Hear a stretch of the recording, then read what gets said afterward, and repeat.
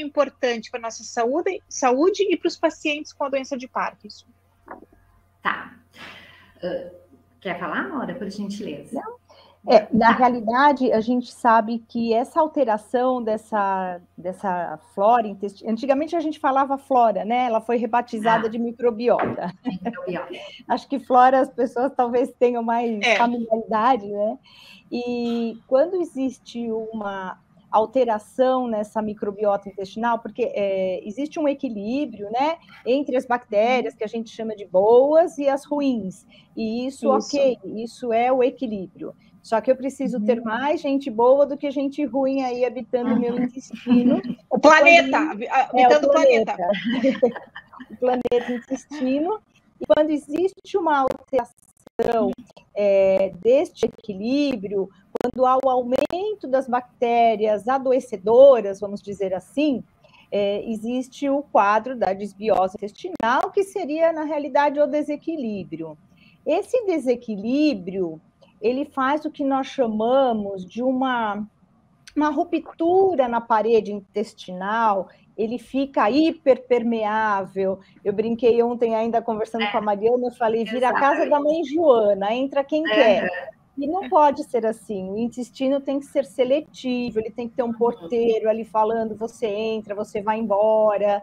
E quando esse equilíbrio se altera, existe um mecanismo no nosso intestino que vai desencadear o aumento de substâncias de defesa do corpo, que seriam as substâncias pró-inflamatórias.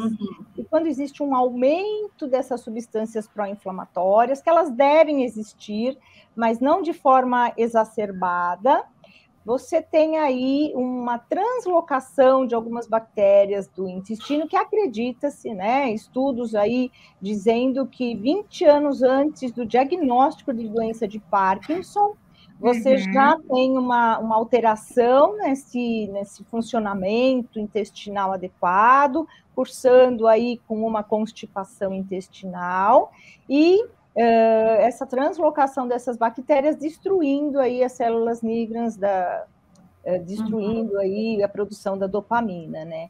Então, essa seria a relação que nós enxergamos aí pelos estudos que são mostrados da microbiota intestinal com a doença de Parkinson, e só lembrando que não é só a doença de Parkinson.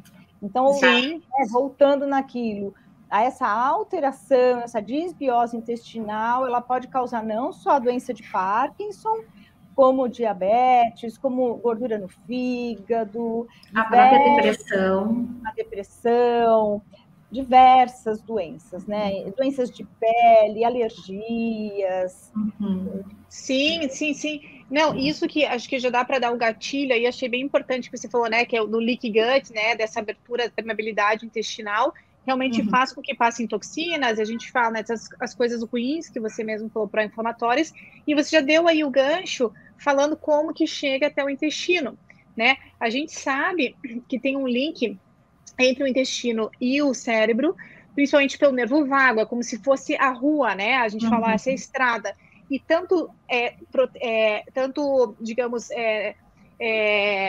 substâncias, digamos assim, podem ir para cima como podem ir para baixo, falando assim um linguajar bem para vocês entenderem, né? E essa via pode ser de via dupla, né? De mão dupla, tanto ir quanto voltar. Então, muitas coisas que nós comemos, nós nos alimentamos, vão afetar o nosso cérebro, e muitas coisas que acontecem no cérebro vão afetar o nosso intestino, né? E como que, até bem simples para vocês entenderem, quando você fica estressado, quando fica nervoso, quando vai apresentar uma palestra, não fica com dor de barriga, com vontade de ir no banheiro. Então, tá tudo, nosso corpo em geral, ele está inteiro, interligado, e é muito interessante isso, porque cada vez mais na literatura, né, científica, né, de distúrbios do movimento, vem mostrando realmente como que é essa via. Porque alguns pacientes, como a Maura acabou de falar, podem começar 10 anos antes com problemas de constipação e tudo mais, que seja uma via ascendente, mas descobriu-se recentemente que tem outros pacientes que eles têm a via descendente. Então, são os pacientes que normalmente iniciam, digamos, a doença de Parkinson através do olfato que vai para o cérebro e do cérebro para baixo. Então, vocês podem ver que é algo muito interessante e bem complexo. E a gente fala que pode ser pacientes tipo brain first, ou seja, cérebro primeiro, e paciente tipo gut first, que primeiro começa no intestino. E os pacientes vão ser diferentes, os tipos de pacientes. Por isso que cada Parkinson é um Parkinson. E cada paciente tem que ser tratado individualizado. Então, é algo muito interessante. E essa relação é muito intrínseca. Então, o que a gente vai colocar para dentro do intestino é fundamental.